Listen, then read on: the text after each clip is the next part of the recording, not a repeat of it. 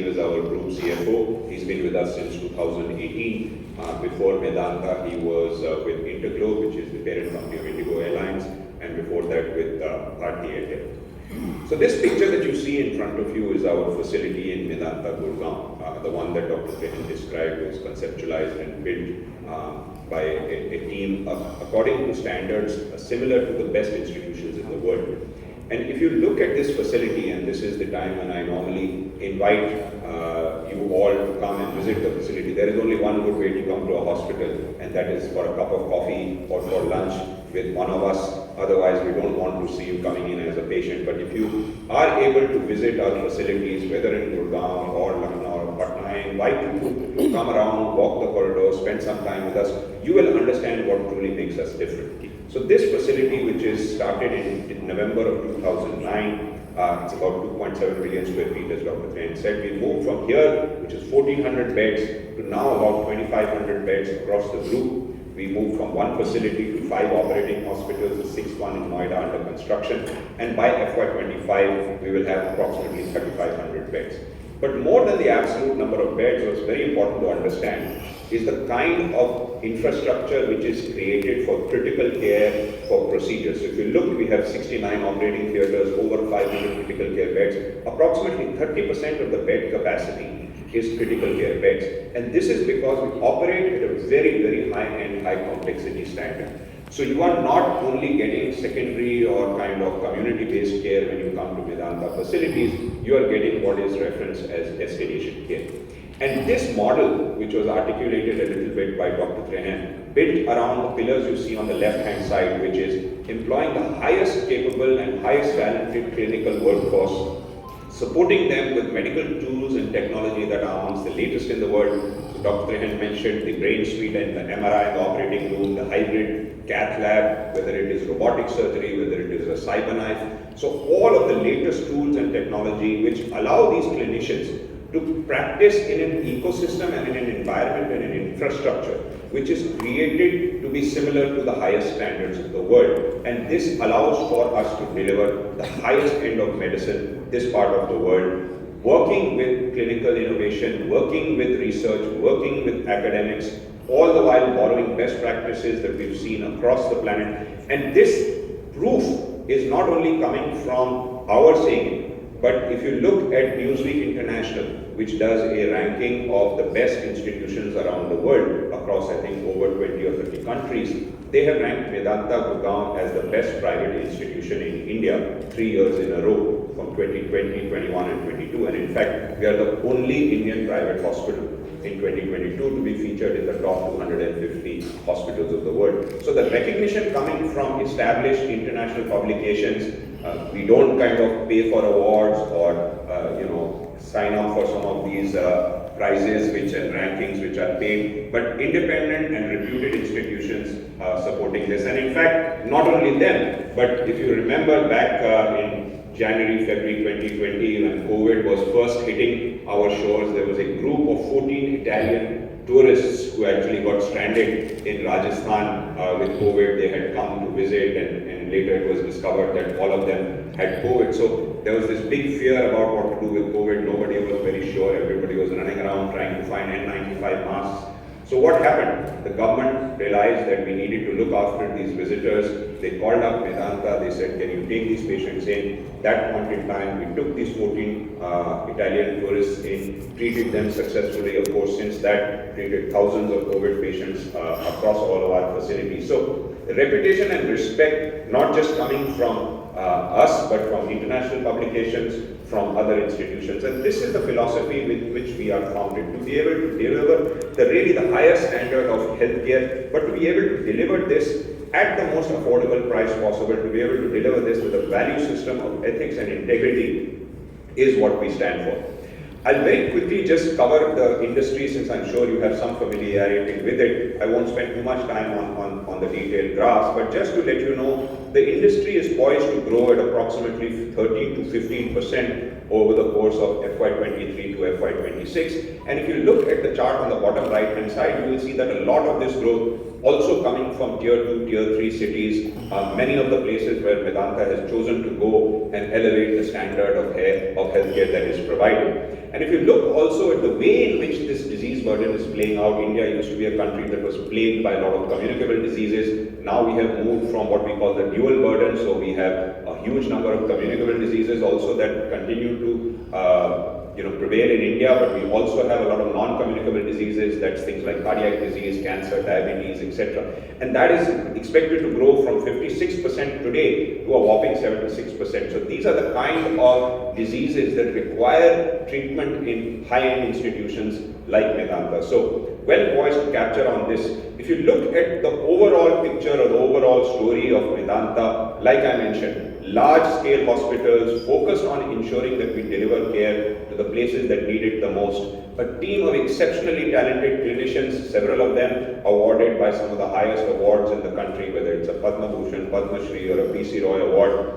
Exceptional operating systems to be able to be doctor-led and oriented towards patient care, and of course well set up for the growth that is to come. So we'll spend a few minutes just diving into these. This slide articulates the 6 facilities that are currently online, 5 of them currently operational, and the 6th one, which is Noida, which is under construction. And if you look at our Gurgaon facility, we just completed our 4th JCI accreditation, which is a US-based international quality accreditation. This facility is about 1,400 beds, been doing exceptionally well. Dr. Trehan mentioned it is the flagship, which has allowed us also to build out the facilities in Lucknow and Patna. Lucknow, which is our 2nd facility, this is built to be about 900 to 1,000 beds, currently at about 470 beds, done phenomenally well. You'll see some of the numbers in a minute. Broken even in its first full year of operations. Our facilities in Indore and Ranchi are smaller in size, but not smaller in the complexity of the work that they do. So you can see these facilities, 175 beds in Indore, 200 beds in Ranchi, and then our latest facility, which opened its inpatient services in January of this year, which is our Patna facility. That's currently about 330 beds, but that will scale up to about 650 beds. And then finally, Noida, which we started construction as well. We've started putting the cement into the basement, so that facility expected to come on board in FY20. So about 2,500 beds, scaling to 3,500 beds. But again, more important than just the number of beds is the number of critical care beds. So you can see even in the smaller facilities like Indore, which is 175 beds, we have about 50 critical care beds. So these are small in size, but not small in the complexity of the work that we do. We have done Madhya Pradesh's first heart transplant in Medanta Indore. We have done liver transplant there. We have done kidney transplant there. So wherever we go, really operating at that high-end tertiary quaternary care in terms of the complexity of the work that we have. And serving a population, as Dr. Trehan mentioned, whether you take the 200 million plus people in UP, whether you take the 120 million plus people in Patna, to think about this in terms of relative sizes, this is the entire population of the United States of America, maybe in a landmass that is just about 20-30% of that. And really no comparable healthcare institutions, at least in the private space, of this size, scale, quality and caliber. So there's absolutely huge amount of potential and huge need to be able to deliver this quality standard, and that's what Medanta has been trying to do across the institutions and across the regions where we look at it. So not just geographic diversity, but also a good portfolio diversity in terms of maturity. We have 3 assets, which is our facilities in Gurgaon, Indore and Ranchi, which are a little bit more mature, over 6 years old. We have 2 facilities which are a little bit younger, that's our Lucknow and our Patna facility, and then we have 1 facility which is upcoming, which is Noida. So a lot of growth still to come as these facilities scale up, as we add beds. But even in early days, you can see, of course, on the mature side, you can see financial performance on the right-hand side of about 23% EBITDA margins, both in FY22 and in the first quarter of FY23, about 75% of the total revenue coming from these assets. But when you look at the story in Noida and Patna, in FY21, which was really only in Lucknow and Patna, which was really only Lucknow because Patna wasn't really operational at that point in time, able to deliver very, very strong RPOFs in challenging times with COVID, break even at about 15% in Lucknow in FY21. This is when much of the industry was going through turmoil with huge drops in revenue, lockdowns, a lot of the challenges with the COVID pandemic. And then as we rolled out into FY22, that performance getting even better. Lucknow performing even significantly. This 20% which you see in FY22 actually includes some of the loss that we have in Patna as well. And then as we look at how that performance moves on into the first quarter of FY23, both Lucknow and Patna continuing to perform exceptionally well, and the growth continuing to be seen as we add beds there. So those assets, like I mentioned, Lucknow will go from about 500 beds today to approximately 1,000 beds. Patna will go from approximately 300 beds to about 650 beds, and then we hope Noida will come on board and continue in this momentum. So a lot of growth, a lot of performance, leading RPOP levels, and very strong financial performance in terms of EBITDA as well. In terms of our sales mix, we operate, as Dr. Trehan mentioned, on the institutional or departmental concept. So all our doctors, all our teams, they are part of departments. We don't have individual practitioners.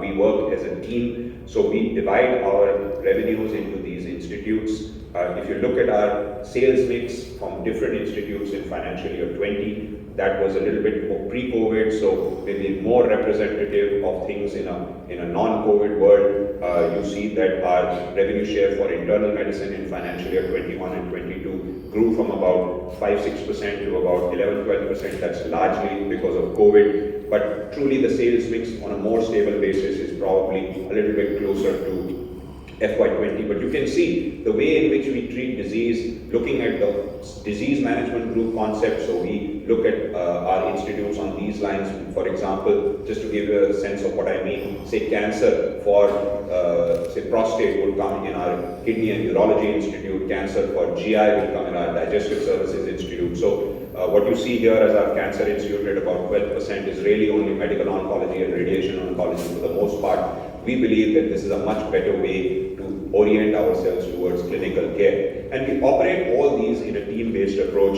And I'll skip on the awards and the firsts as well as, and jump into some of our research, some of our academics, etc. that we have. So very strong orientation to being able to ensure that we are what in the US they reference them as academic medical centers. So we have modeled ourselves on a similar lines. And Dr. Trehan spoke a little bit about the infrastructure, and instead of just looking at these slides, I'll put up some pictures here. You can see on the right hand side, this is a picture of our ICU in Medanta, Gurgaon, and if you see on the bottom right hand side, this is one of the ICU rooms. So if you come to our facilities, you will find that every patient care area has natural light. Now this is not for aesthetic purposes, this is basically part of the healing process, is to cue the patient's biological rhythms towards the natural cycles of day and night. And this helps in managing phenomena like ICU psychosis, where if you're in a closed room without access to natural light, you can have a lot of delirium, etc. So the way in which these hospitals have been built and designed, Dr. Trehan mentioned every floor has a separate air handling unit. So now in 2003, 2004, when this was conceptualized, nobody knew about COVID. Today everybody knows about what are the impacts of COVID and air and how air flow. So in times of COVID, you could have COVID patients on one floor, non-COVID patients on a second floor, no mixing of air between these two floors, and therefore better infection control management principles. You can see on the top, on the right hand side, huge wide corridors, 8-foot wide corridors. If you look at our facilities, on the top left, you can see that's our facility in Lucknow. On the top center, that's our facility in Patna. Both the facilities, and this is how we build up. We build the complete superstructure on day one. So you actually put up almost 70% of the capex up front in day one. And this allows us to be able to build much faster in terms of adding on beds, because the entire superstructure is built. You just have to add the interiors and put in some of the medical equipment. And it allows you to also be modular. So do you need to add more single rooms? Do you need to add more sharing rooms? Do you need to create additional capacity for cardiology, or do you need to create additional capacity for neurosciences? So this creates a huge amount of flexibility, as well as positions us well for the growth that is to come, because like I said, much of the investment has already gone in. Dr. Trehan talked about some of the leading technology and equipment we have. On the middle, the right hand side, you can see that's a picture of our brain suite, which is the MRI and the operating room. On the top left is the Artis Surgical Cath Lab, which is a cath lab inside an operating room, which allows a cardiologist and a cardiac surgeon to work together to do complicated procedures like valve-in-valve repair, structural heart disease types of procedures, or whether you look at the Da Vinci robot or the Cyberknife, really the latest technology, the latest tools to allow our clinicians, and here's just a picture of some of our leaders in our Gurgaon facility, to work in the most comprehensive, highest end way. And we follow, as Dr. Trehan was mentioning, a doctor-led model of care. So all our institutions are governed by a group of clinicians who are typically the leaders in each of their departments, the chairman's committee or the director's council in each of the units. They guide the operational and clinical and strategic thinking of each of the units. So we give a lot of autonomy to our clinicians, and this is why they feel very comfortable to work in our facilities. We allow them to work as a team, and this team-based approach allows them to super specialize into certain areas. So just as an example, in Dr. Trehan's cardiac surgery team, there will be doctors who are super specialized only in valve repair. And this is possible because they work as a team, they support each other, there is a huge amount of depth and expertise. And in fact, we have been able to not only build out expertise within departments, but actually take that expertise and spin it off and create special new institutions. So the thoracic surgery, which is chest surgery, used to be part of the cardiothoracic department of Dr. Trehan. We now actually have a new institute called the Institute of Chest Surgery and Lung Transplantation, because you've been able to go very deep in terms of the level of expertise that we have. So this is how we operate each of the models around making sure that we are able to deliver the highest standard of care. And this team of doctors and care providers, supported by a very strong and experienced management team, as well as a very illustrious and eminent board of directors, some of the leading directors in the country, and in terms of institutional leadership, industrialists are our independent directors. We have very eminent shareholders in terms of the Carlyle Group and the Temasek Group as our financial investors. The Carlyle Group is one of those who is actually putting their shares in the offer for sale. The Temasek Group actually intending to stay for the longer period. In fact, they recently even acquired additional stake in the company. Dr. Trehan, who is our promoter, owns about 35% of the company. He is not selling. So a lot of strong conviction across management, across investors, across the board, and across our employees, doctors, to stay invested in the growth of this organization. And that growth coming, like I mentioned, the build out in beds from 2,500 to 3,500, you can see on the right hand side, but also in adjacencies. So a couple of years ago, we took our outpatient pharmacy business in-house. That is doing very well. That has scaled up to almost 54 crores in FY22 and continues to grow well. We've also looked at ensuring that we are able to provide services beyond the walls of our hospital, whether it is home care, whether it is diagnostics. And even within our campus in Gurgaon, we have 1 million square feet of FSI which is left to build. That could be additional hospital beds, that could be academic institutions, that could be research facilities, etc. We have 6-acre land for guest house, residential apartments also available in that entire campus. So a lot of growth that is available, not just in the 6 assets I talked about, but as we look forward. Technology, telemedicine, these are buzzwords now with COVID, but we had actually started much of this activity even before COVID, developed out applications that allow our doctors to be able to access medical records on the go, and really setting up for long-term growth. One, of course, in terms of building out the existing facilities, continuing to fit out as we got Lucknow, Patna, these facilities are building out operating rooms, wards as we speak, continuing to add new services, new clinicians, remain at the cutting edge in some of our mature facilities, attract the highest caliber of doctors to work with us, look at ensuring that we're delivering care across the continuum of care. So we always used to have in healthcare this concept where you would bring the patient to the care, and now we are starting to take the care to the patient. So delivering care closer to home, we run clinics as well, delivering services using technology remotely, all the while making sure that you maintain that trust bond between a doctor and a patient and build all the services around this, and maintaining that thought leadership and cutting edge leadership and positioning that Medanta has come to be known for. So to quickly just run through some of the financial numbers, you can see our growth, although FY21 was a challenging year for everybody across the industry and across the world, in fact, with respect to COVID, but still performing fairly well in those times at about 15% EBITDA margins, when revenues in many institutions had fallen almost 70% during the first phase of COVID when the lockdown was there. That growth coming to now about 2,200 crores of revenue and about almost 500 crores of EBITDA, about 22%. And that growth you can see continuing on as we move on into the first quarter of financial year 23. 2023 with about a 23% EBITDA margin. So continually strong financial performance as we move on into this financial year. When you look at our RPOP levels, both in early times, which was FY20, as well as when you look now into the first quarter of FY23, these are RPOP levels that are amongst the leading levels in the country. So very high quality of work translating into high realizations and high RPOPs. And also a length of stays which are extremely efficient across the industry, that had some up and down during COVID times because you had slightly longer length of stay for COVID, but now coming down to about 3.2 days on average in the first quarter of FY23. And all of this is of course supported by the outpatient and inpatient volumes that we see. In terms of our payer mix, again amongst the leading in the industry, about 85% of our payer mix comes from cash and insurance patients. You can see on the top, and that has been consistent through a number of years.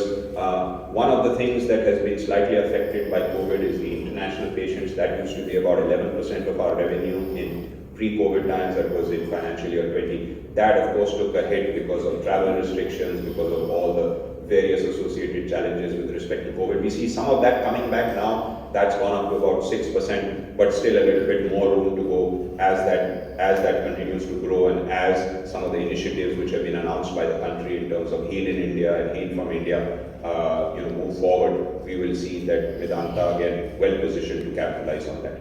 So this is the summary of our overall competitive position, the summary of our performance thus far. We feel very confident in the growth that is to come. We feel very confident in the quality of the care that we provide. We have been blessed by our patients and their families trusting us with this faith, and now we are looking to take the next step in our journey with respect to this public offering, moving forward to establish how we can set ourselves up for the future. Thank you very much, and